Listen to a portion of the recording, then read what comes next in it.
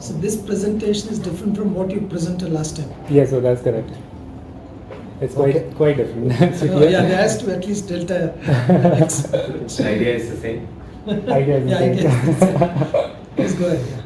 All right. I'd like to stand up and give it, if that's okay. Camera is on. No, the microphone. Oh, okay. They need to hear. Okay. If you can stand and speak loudly, it's also fine. You decide. All right.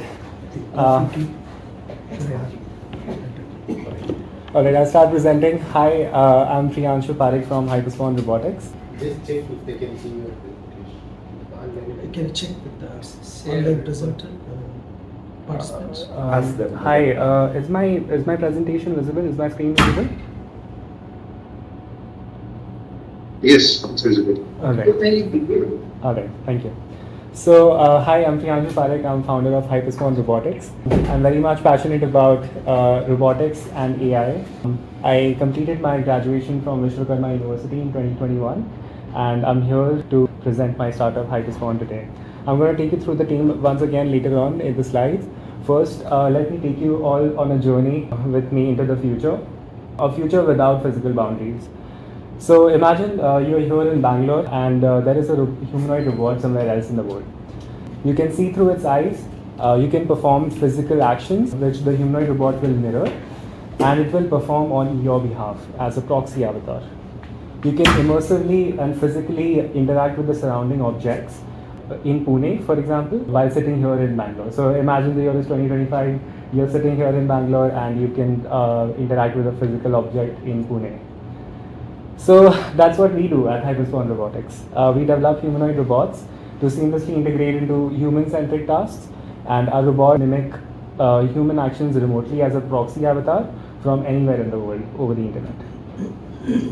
So what's the problem statement? So currently human lives are being lost in hazardous conditions, which is a major problem, which can be tackled by using unmanned remote technology. We see that teleoperation is a way to not risk human lives. Then there is a lack of instant mobility. It is impossible for an expert to transfer their physical skills to different places in the world. So during pandemic, we've all seen that software development is easy collaboration for software development online, but hardware industry took a toll. And we've not been able to physically collaborate on a hardware project together, but we are trying to enable that. So to tackle these problems, the solution is to develop a highly advanced humanoid robot that mimics human movements and interactions. So you control a humanoid robot safely at the comfort of your safe zone using a motion capture suit and a VR headset. And the robot precisely mimics your actions in hazardous conditions. That is the main USP of our technology. So while interacting with the physical object, all the live video feed from the robot will be given to you on your VR headset for a truly immersive experience. And the sensor on the motion capture suit capture the IMU data at every joint and transmit it to the robot in real time. Let's dive into the product. The product consists of two modules. The first is the humanoid robot, of course, is the most critical part of the system.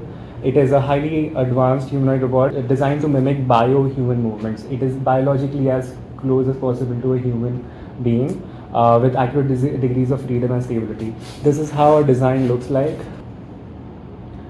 This is our in-house developed humanoid robot.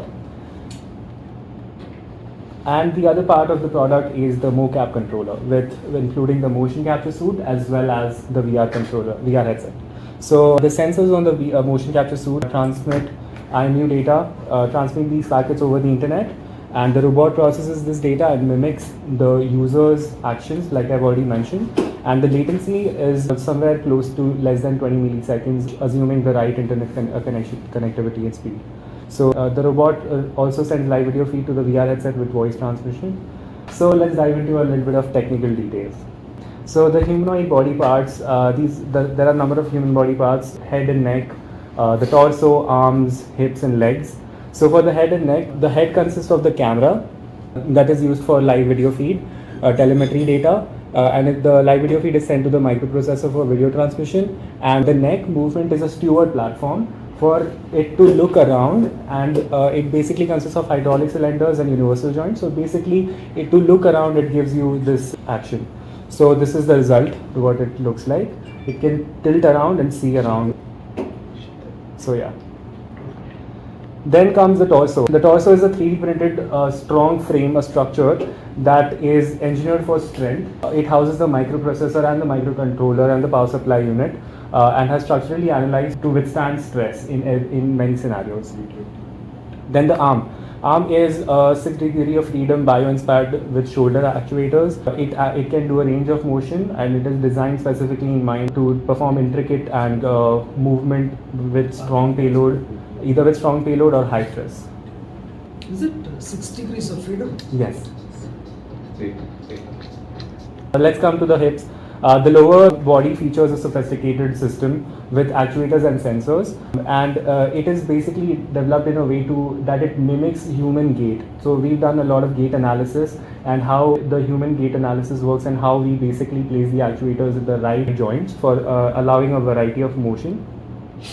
Then the leg. Leg was the most interesting part of the entire project. So we started initially with an offsetted rotatory actuator, rotatory to linear motion, to get the correct degrees of freedom for the leg for rapid motion, but it basically did not get the right degrees of freedom. So we re-iterated, and after a few failed attempts and simulations, we've iterated to 4-bar linkages mechanism. So this is just a quick assembly, like a quick video of assembling it, and this is just a quick video of our how this 4-bar linkages mechanism works with the actuators.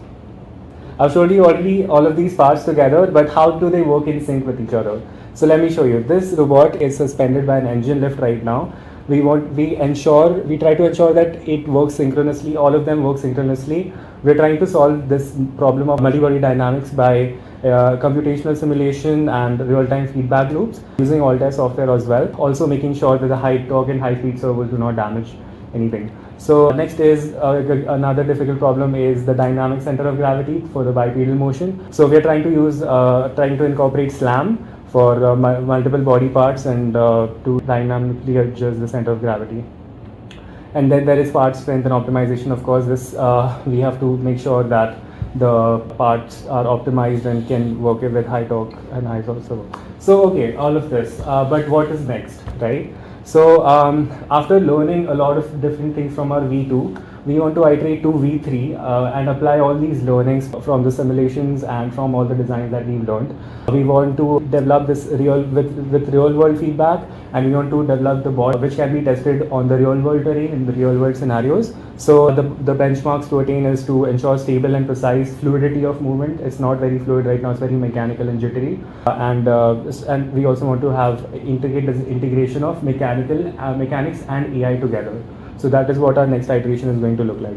And then there is going to be performance tuning. So what have we learned till now that we are going to incorporate in the next version? So we are currently solving multi-body dynamics in simulation with Altair, with Inspire, with Motion Solve backend, and all the Revolute joints. And then we do a lot of stress test and optimization in the SimSolid. And then upcoming investment we want to do is to acquire the motion capture markers that we have.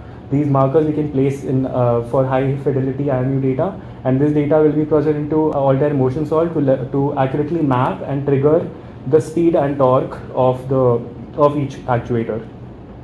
That was that.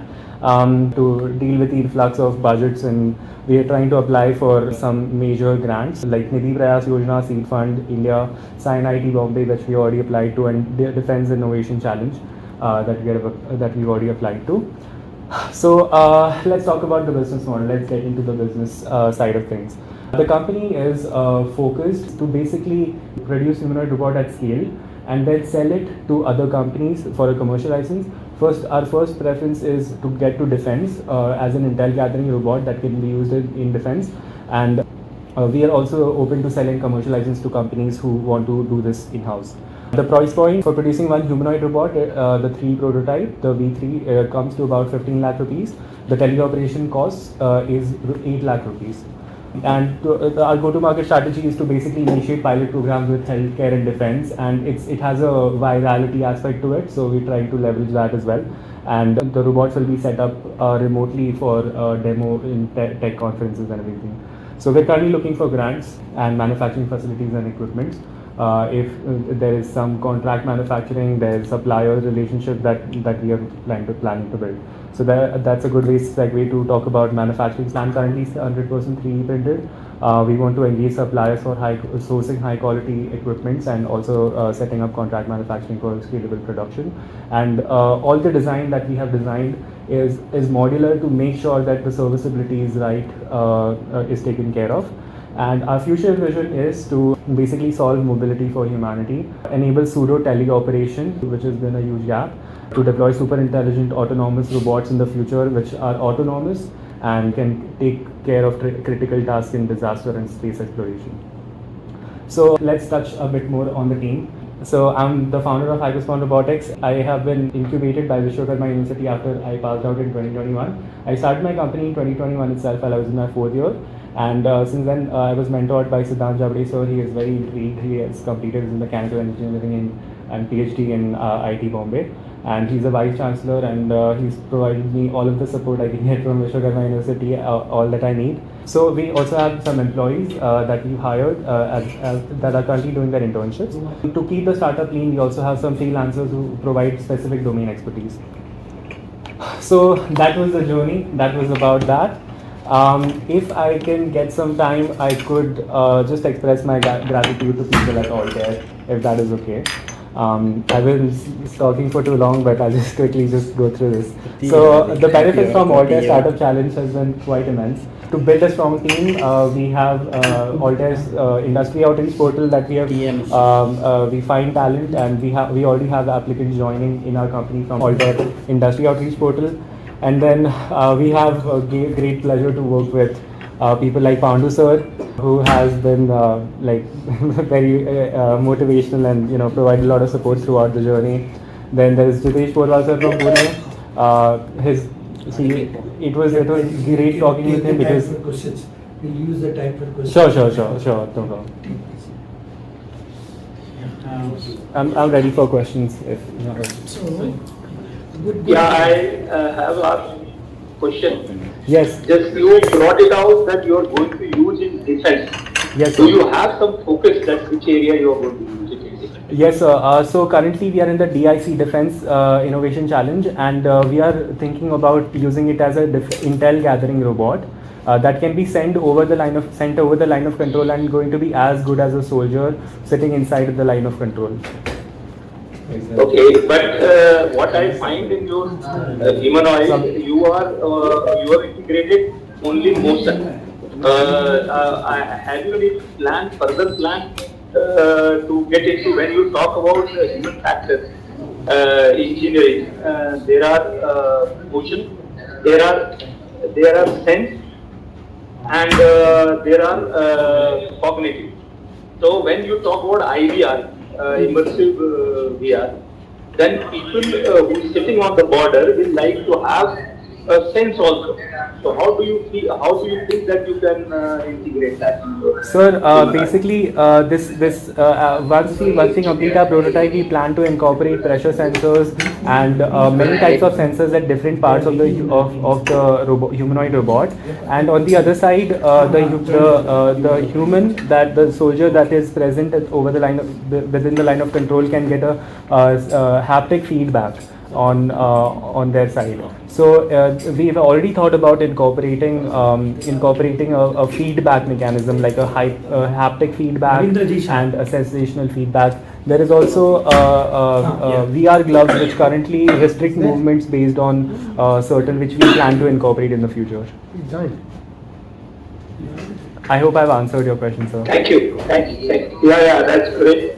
It's a good, what I find, you're doing a good job. But there are a lot of, as you say, that multi-sensor,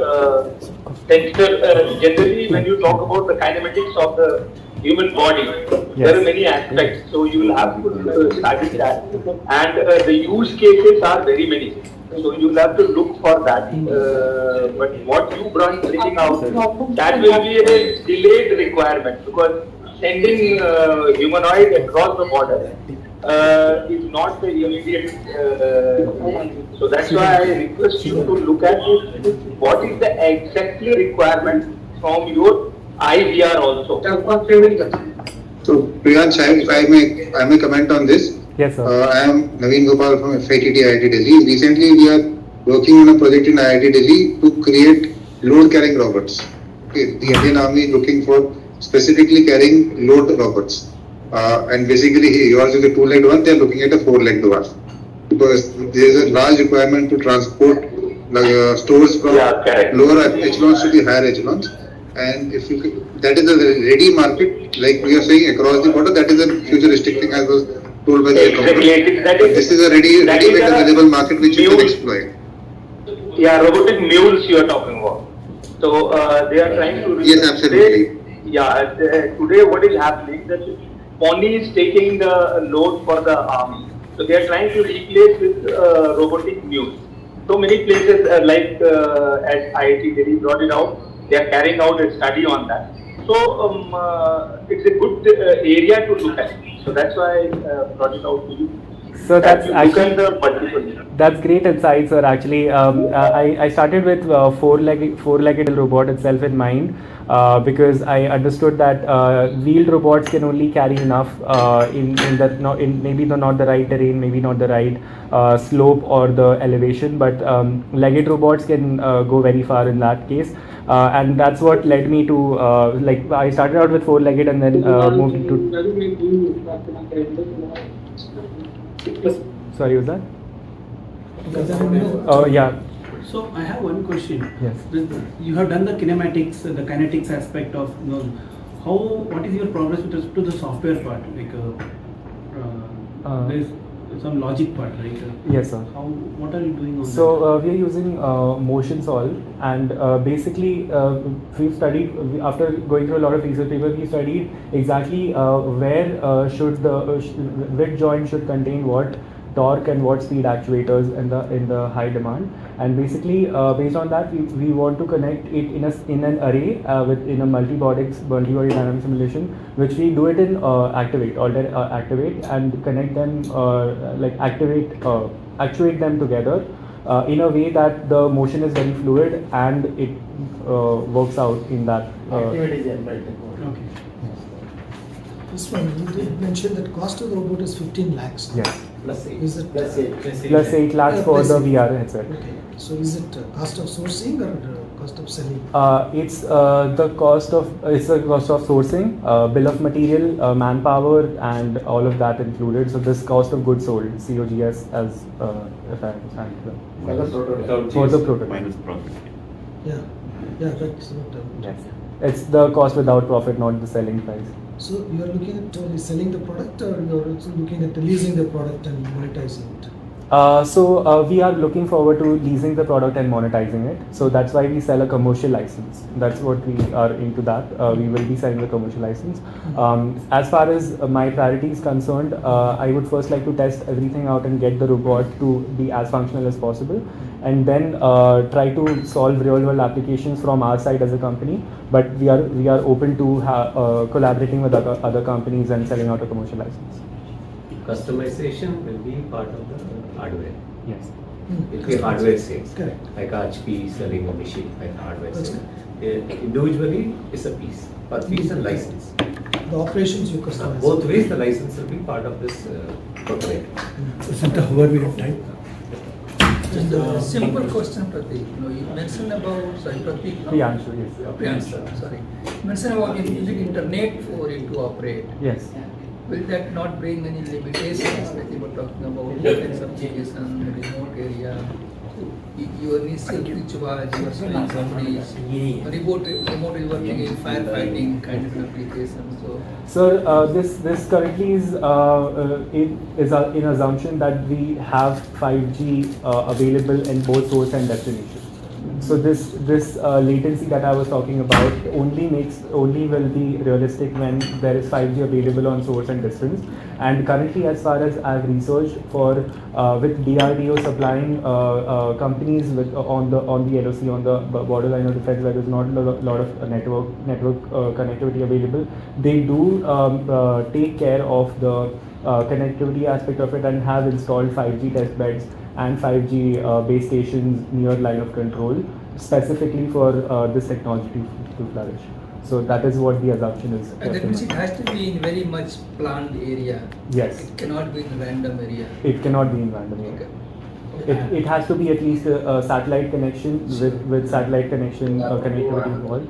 I have a question. No, one more question to me, as you brought it out, what do you mean by planned area? Planned area means?